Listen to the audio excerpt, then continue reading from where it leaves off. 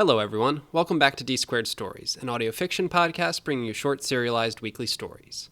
We are continuing on with our next chapter of Canaveral Academy for Challenged Youth. Without any further ado, let's get into a quick recap and then get started. Last time, Mary was called into the headmaster's office for questioning regarding the death of Mr. Jim. After failing to cast suspicion on Miss Jayme, she ultimately defended herself by saying that the same circumstances she was in also applied to Judah. The staff had a heated meeting about how to proceed regarding the killings, exposing some major rifts and personal disputes between staff members. Peter suddenly noticed that Mr. Thad, the English teacher, was nowhere to be found. Sister Teresa watched over the students as Javier boasted that he only had 2 months left before he could leave Canaveral. Peter discovered Mr. Thad was dead by poisoning. Judah and Peter raced to his dorm to find that someone had poisoned him using the knowledge that he was stealing additional food for himself. This put more suspicion on the faculty for Peter. Peter put the staff into pairs to watch each other, and he announced that he would be calling for the return of Mr. Simon, a zealot who killed a student in cold blood.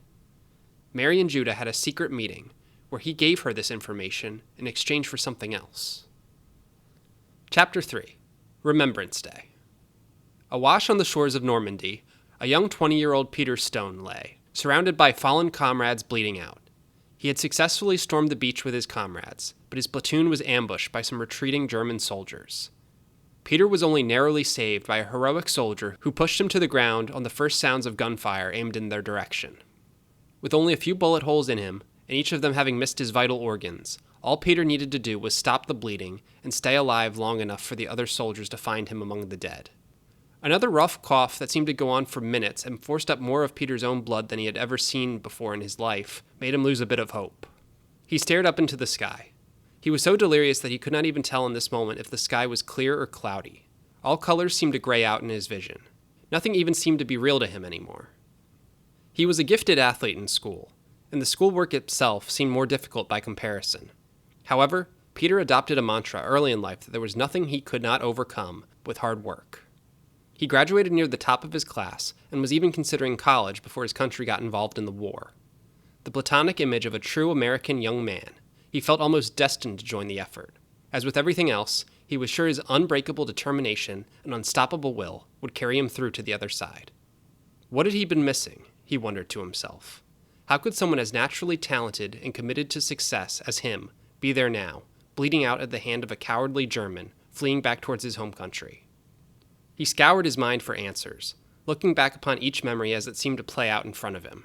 He paused on one in a church. His folks were never the religious type, but the girl he fancied back home was. He remembered hearing the priest talk about God's divine will. He remembered hearing how the congregation was to trust in God's plan. This memory irritated Peter. The moment irritated him at the time. How could there be a will of a God that superseded his own? Peter charted his own plan. He made his own destiny. And it did not involve dying in France. He had rejected God in favor of his own providence, being the driving force behind his life. As he lay there on this beach, though, he contemplated something new. Were the two forces of his own desires and the designs of God competing? Could everything he have done just been in line with what God wanted? Not only that, could God have been the silent source of his strength in these moments? As he heard more gunfire in the distance, he whispered a prayer inside his thoughts and his soul. If God was truly the driving force that backed him up in his toughest moments, this would be proven by him surviving this. Then, he would do from this point as God willed. He would accept that all of his gifts were by the grace of God, and turn his own efforts towards making his will done on earth. As soon as he concluded the prayer, he heard a voice call out. Peter strained his damaged hearing, and just barely, he could hear the sounds of American voices, making their way over to him. "You're deep in thought again," Sister Teresa said. "Mr. Simon on your mind?" The two were on their second night of patrols in a row. The headmaster walked with his cane, next to the woman around his age who walked with hers. He held a flashlight in his other hand and occasionally scanned around. He felt this to be an utterly useless exercise, as it took the two of them almost double the time it took any other pair to patrol the area. Even Johnny's hearing was better than both of theirs. They were totally reliant on the system of small tripwires they had set up near the dorms that each night patrol had the duty of rigging and unrigging before the students awoke. If they got through it, it would be child's play to see where they were and stay clear of it. A student would have all night to escape. The only thing that gave Peter the energy to continue doing it rather than saying it would be all the same and just sitting somewhere with Sister Teresa, was the expectation that someone might think he might do that. In particular, he considered this patrol more important for catching the potential killer than catching any students. "Not Mr. Simon," he said. "Just thinking back to the war again." She nodded, politely walking. He could tell that this took more energy out of her than she let on to do these patrols night after night. She had never been responsible for doing them previously. "He seems more mild-mannered than when he was last here. Took most of yesterday just getting the lay of the land, learning the new faces, seeing what has changed." "That maybe concerns me more than anything else does," Peter said. "He has never been so quiet and humble. He has always prided himself on being loud, bombastic, and vicious. I can only remember one day where I thought he was acting uncharacteristically quiet. And well, we all remember the morning that came after that." Sister Teresa shook her head, shivering a bit. She remembered that morning 5 years ago as much as anyone else who was here back then. There was something so calm about his expression after. He was covered in blood, and he just smiled gently as if he was relaxed. Peter, 2 years senior to the disciplinarian, had seen his longtime friend mow down hundreds of enemies in combat. However, Mr. Simon never relished it like he did that day. "If you're so concerned about him, why did you bother to bring him back here?" she asked. Peter groaned.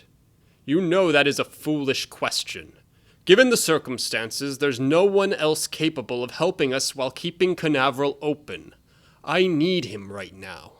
He needs this too." Upon returning from the war, Peter continued to college to get involved in academia. Mr. Simon signed up with the police force in his city. He was an excellent cop, and found himself promoted to detective in short time. When they would meet for dinner to catch up, Mr. Simon would regale Peter with stories of his exploits as a detective, and how he cracked cases that were cold for years. "I'm sure he needs you," she said, "but I don't know about this. But I guess it's hard to separate the two of you from this, considering it was your project together." Peter nodded. Over time, more scrutiny came over Mr. Simon and his work. It was found that he tampered with evidence, beat both suspects and witnesses alike to get the testimony he wanted. He considered warrants optional. He was rarely wrong on his hunches, but when it came time to lock up his man, the judge nearly threw out everything in his case, time and time again. Guilty men walked free. Around the same time, Peter had been fired from his university post for assaulting a student protesting the Vietnam War. "We both saw a world in disarray, a world where the weak, cowardly, and sinful were having the run of show. We knew we could not save the world, so we chose to save those who could be saved. That was the conceit of Canaveral Academy." "And do you feel like you've saved many here?" she asked. Peter paused. It was not the first time she had asked him this. He knew what her answer was to that question. He seemed to think about it, as he stuck his cane in the ground and stopped walking. "It's hard to say. Once they leave here, I have little knowledge of what happens," he said. "However, I know at least for all we have moved the needle. We have made it more likely that they are saved than if they had never come here." He clenched his cane tightly. "Well, all except for Jean, of course. But even if he were to have left here as planned, he would not have been saved. I think that is what broke Mr. Simon those 5 years ago. I think he would have rather taken the boy's life with his own hands, rather than let him leave here without any possibility of having been reformed. He thought the impact it would have on the other students would have been disastrous." "And would it bother you too if he had?" she asked. He shook his head. "No, I have come to accept God's will on these things. If something cannot be moved by my hand and my will, it can only be because God has willed it to not be moved." "I see," she said. "Speaking of things that God has willed, it is Remembrance Day this week." Peter hardly reacted, only internally finding it surprising that she felt it's something he needed to be reminded of. "Do you want me to arrange a bus for you to go to the actual grave?" he asked. She shook her head. "No, that's not necessary. The memorial stone here is plenty. I was just wondering if this year you might like to join me there." He turned to her looking shocked. He took a deep breath. She looked away from him. He looked down towards the ground. Yes, I would. I think that might be nice. In the female dorm, Mary struggled to sleep. It was about an hour before their wake-up call would be. Even without a watch, which the female students were prohibited from wearing, she could tell by what wildlife and bugs were active what time it was, so long as it was not raining or windy. She wondered if it would be worthwhile to just get up and start getting the girls ready, but she decided against it. Many of them were having trouble sleeping too, since the rumors of Mr. Simon spread. She did not want to do anything that would make their anxiety and fatigue worse. Instead, she lay with her eyes open and thought about life before Canaveral. She thought about her childhood. She could not remember coming over to America, like her 4 older siblings could. She only remembered life in her town. Her parents stuck out like sore thumbs in the Indian American community she grew up near. Her parents far preferred to associate with the white elite of her private Catholic all-girls school. Mary always felt a little out of place wherever she went. At school, she was considered an outsider due to her race. To her kind, her parents' sheer betrayal of their culture made her unpopular. Because of this, she was all on her own. Except for Dinesh. Dinesh was a boy around her age who, despite his parents, was Mary's closest friend. They even became a little closer than friends, sneaking out together on dates. Completely harmless and innocent meetings, just kept secret due to both of their parents. When Mary's parents learned of this relationship, they were deeply disappointed. Their disappointment turned to anger and resentment, when one day, Mary had a positive pregnancy test. There was no doubt in their mind that Dinesh was the cause of this. Mary knew he was not, but Mary did not want to talk about what led up to the pregnancy. This situation put Mary's parents in a seemingly impossible bind. They could not live down the embarrassment of sending their daughter back to the Konkan coast, as this would make them the talk of their family back home. They simply could not keep her here, though, and face the humiliation of their newfound peers. Discovering Canaveral Academy was seen as a gift from God to her family. They explained their situation to Headmaster Peter, who accepted Mary as a student and promised to take care of her up until the baby arrived. However, that day never came. As she was thinking about her past, suddenly Mr. Simon burst through the door, slamming it as he swung it open. "Ha! Good morning, girls! Rise and shine! 10 minutes to get yourself prepared," he said. The other girls startled awake. Mary, half expecting something like this, jumped out of her bed. "Wake up is not for another hour," she said. "Oh, I'm aware. And I'm aware of your little scheme to wake everyone up 30 minutes beforehand, so you have plenty of time. But that's over now. I need you girls to prove you can get ready in a timely fashion." He stepped out of the doorway. Miss Jayme slid her body just slightly out of the way for him to get by. She, of course, was cackling quietly the whole time, enjoying the innovative approach to taking the girls off guard. Once he stepped out, Mary got to work. She gave orders to the older girls to help the younger girls first, and then they would help in return. She went between each of them, making sure everyone got into 100% compliance with their uniforms. She had to break out her sewing kit really quickly to fix one small tear in a jumper that she knew would not go unnoticed. The 10 minutes came and went, and she lined everyone up. She had gotten everyone completely ready, except for the first person in line. Herself. She had slept in her uniform and failed to get out all of the wrinkles. When Mr. Simon returned to the room, Miss Jayme was there, laughing evilly and staring down Mary. "Mary, it seems you are out of compliance with uniform," he said. "Miss Jayme, would you please take care of your student?" "Gladly," she said. She grabbed Mary by the arm and put her left hand on the nearest desk. She pulled a ruler, sharpened on one end of it, and slammed it with full force into Mary's hand. "Ah," Mary cried. The ruler, as designed, lightly drew blood from the force of the smack. Mary's face contorted with pain. She had made this face in the mirror, rehearsed for this moment. She calculated right down to where the corners of her lips should be. She wanted to express a face that was strong on the outside, but gave off the impression of being barely able to withstand the pain.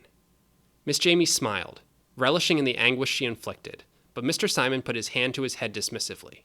"Stupid woman," he said. "Can't you tell when you're being misled?" Miss Jayme looked agitated at him. "What do you mean?"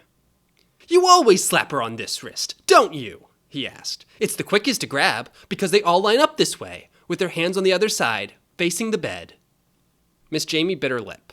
Everything he said was true.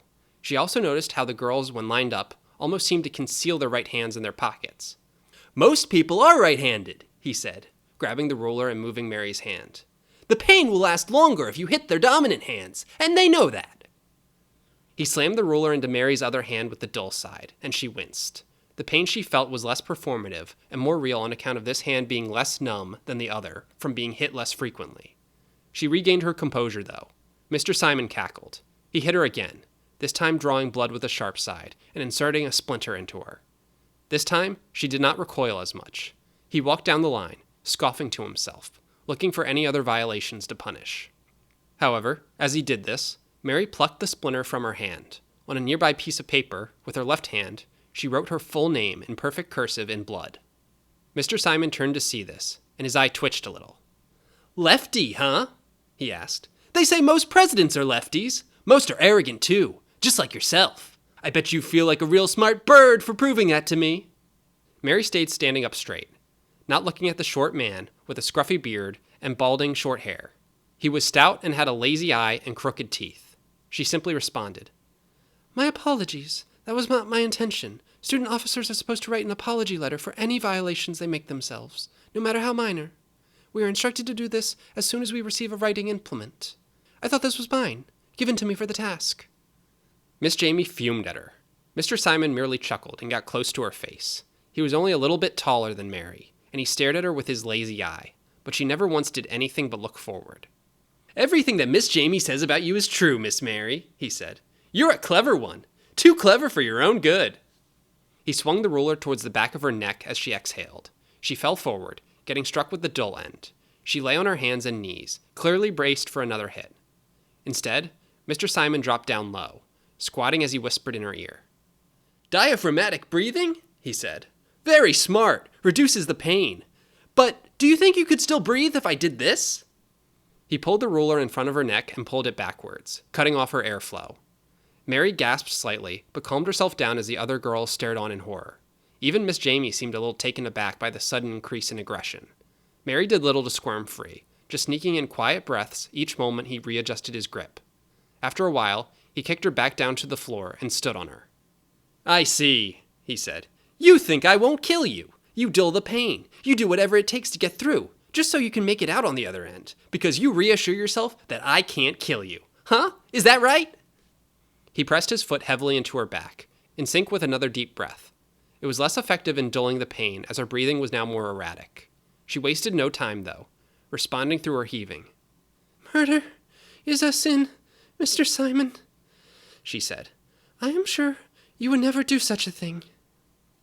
Why you? He said. How did you know about that? He swung the ruler into her arms and back, over and over again.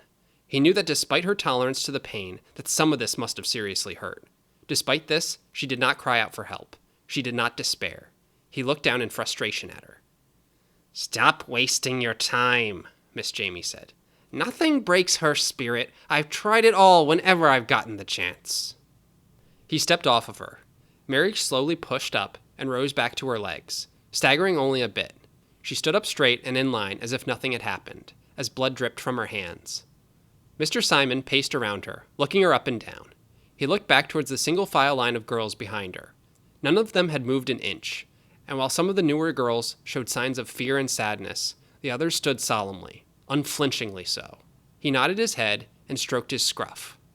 Her body is strong, especially for a girl of her age, he said.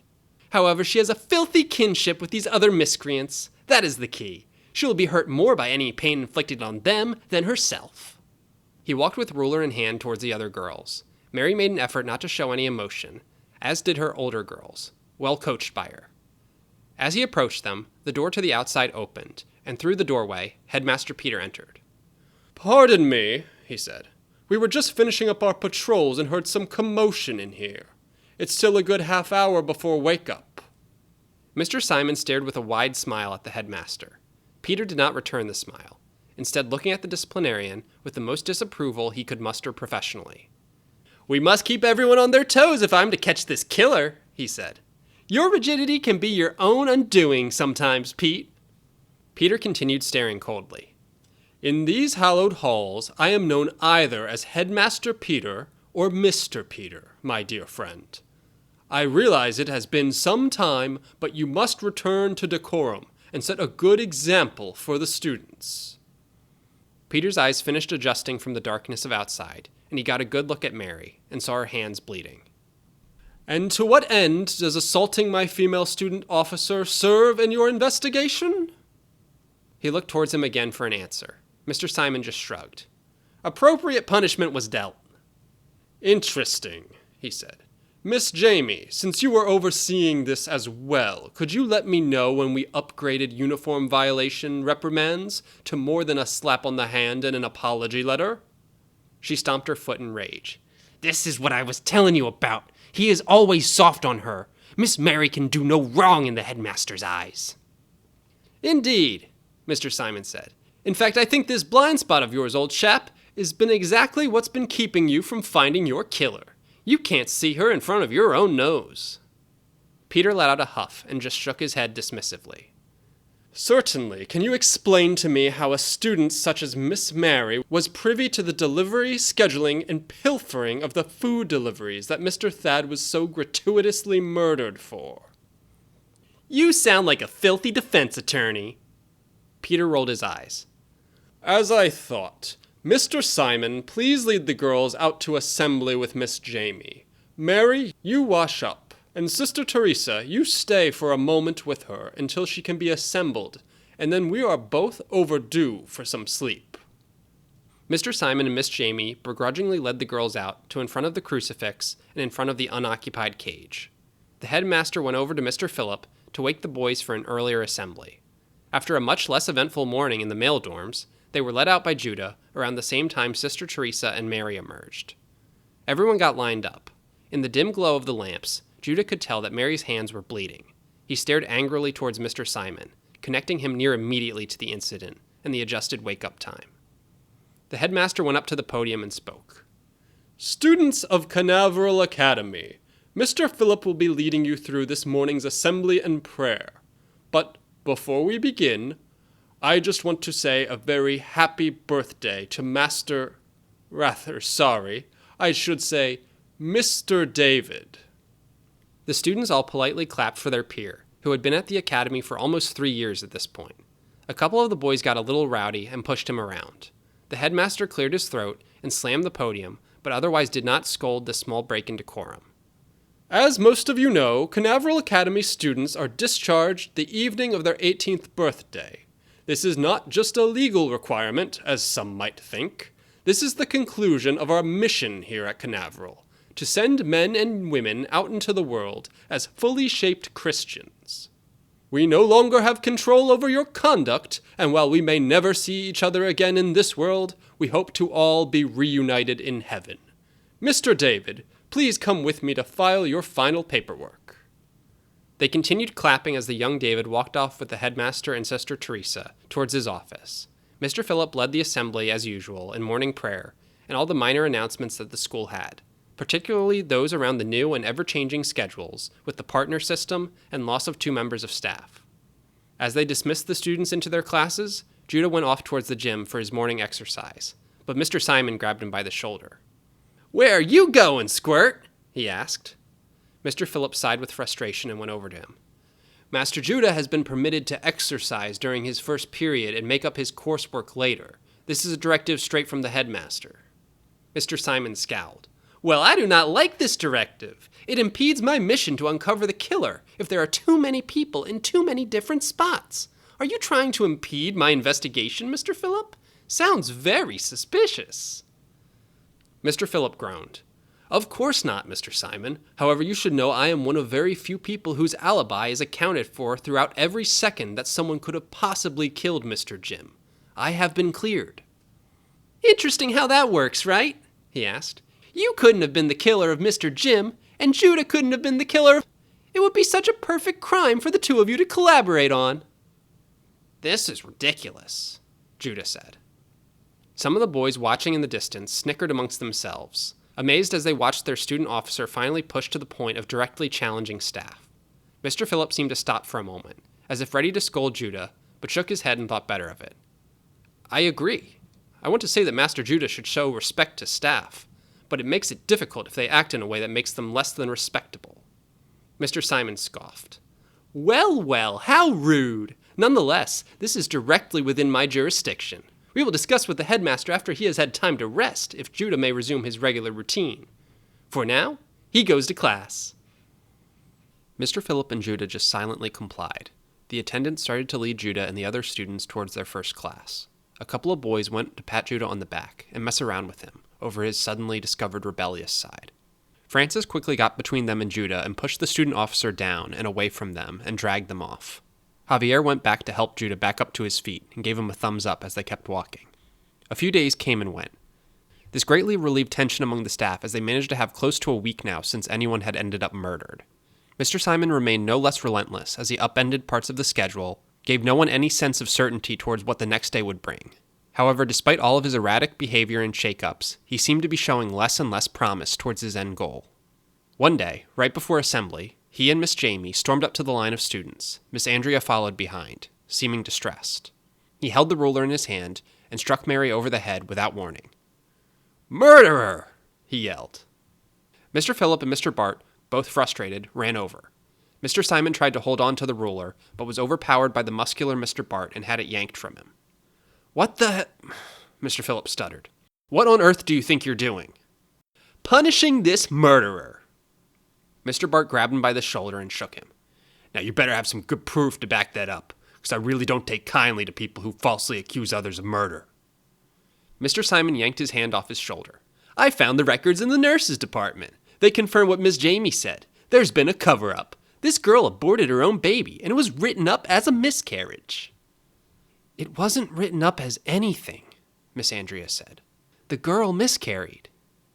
"Yeah, right, she did," Miss Jayme said. "And even if she did, she's still a whore. God punished her with her being unable to birth a child then, but she must be punished further." "And punished she will be," Mr. Simon said. "Until one of her precious peers is willing to admit how they know she is the killer, they will be beaten." One by one, Mr. Simon went through the girls, just punching and swinging at them, hitting them with his fists in every way he could. For some, he even went for their faces. Mary staggered back up and charged for him, but he simply swatted her back to the ground and kicked her. He went back to the girls. He hit Rebecca with a powerful blow. "Just admit it! Tell me you know she is the murderer!" "She is not," Rebecca cried. He huffed and pushed her out of the way. He struck Rachel next. "Come on, how about you?" "Mary would never," Rachel said. He just pushed her away too. He just started striking the girls at random and pressing them to put the blame on her. "This goes on until someone says it, so even if you don't know it, you might as well admit it." He continued swatting at them, but nobody among them was willing to turn on her. Mary stared, a mix of helplessness, but also pride swelled in her. She felt so guilty that they were going through this because of her, but at the same time was so moved that none of them were willing to turn on her and falsely accuse her to stop the beating. They all admired her too much and were willing to take this on. As he got more aggressive and caused more injury, eventually a voice cried out, "Enough!" Everyone turned to face Judah, who stood forward and defiantly towards the disciplinarian. Mr. Simon stepped forward towards him and licked his lips with delight. "Oh, I'm glad you did that," he said. "I've been just waiting for you to finally step out of line so I can hand you what's been coming to you, brat." Mr. Simon ran forward and swung a big punch towards Judah. Judah tensed up and closed his eyes as he expected the fist to slam into his face and break his glasses and nose. Instead, he never felt it come. When he opened his eyes, Mr. Simon's fist was being held in place by a student. Francis held the disciplinarian's fist tightly in his hand as he just stared daggers right at him. "Hands off the dork," he said. He let go of his fist and Mr. Simon stepped backwards. None of the nearby staff seemed to do anything to intervene in this situation. Eventually, the headmaster came over. "What is this racket so early in the morning?" he asked. Mr. Simon pointed towards Mary. "This girl is a sinner. She miscarried and has not been adequately punished for it. I say that we put her and all of her classmates..." Headmaster Peter grabbed Mr. Simon by the throat. With one hand, he easily lifted the plump short man into the air and slammed him against the bars of the cage. With eyes that turned bloodshot red in only a matter of moments, he looked right into Mr. Simon's. "You think those who lose a child in the womb deserve to be punished, Mr. Simon?" he asked. "Do you think there is something imperfect about God's will? Do you think things happen outside of his providence? That he is not omnipotent and all-knowing? Because that kind of heresy cannot be allowed in my academy." He released the disciplinarian's throat and dropped him to the ground. Mr. Simon gasped for air. He walked away from him. "Mr. Philip, please lead morning assembly. Mr. Simon, please wait for me in my office. I have something to attend to first." Headmaster Peter stepped through the beautiful fall campus of Canaveral Academy. It was still early, but the leaves were already starting to change a little, and he admired them as he walked. He listened to the birds chirping in the early morning. He thought about how this day was just like that day, over 30 years ago. He sighed to himself. If he was being honest with himself, he preferred the memories of nearly dying alone on the beaches of Normandy to the memory of that day. He walked up, footsteps crunching on a couple of leaves as he approached Sister Teresa. She was staring down at the ground. She looked up at him. "Everything all right?" she asked. "Yes, just Mr. Simon again," he said. "But ignore that for now. Right now, I want to be present here. I want to be in this moment." He stared down and folded his hands to pray. She smiled and did so as well. The two of them prayed together, quietly to themselves. Peter averted his face slightly to the left, to try to hide the tears that streamed down his face from her. She would not have noticed, as her own vision was blurry from her eyes welling up as well. Despite this, none of them brought their gaze away from the plaque on the ground before them for very long. They stared, longingly and prayerfully, at the name engraved on this small stone plaque on the ground. It read, "Rest with God, Joseph Peter Stone, September 20th, 1951 to 1951.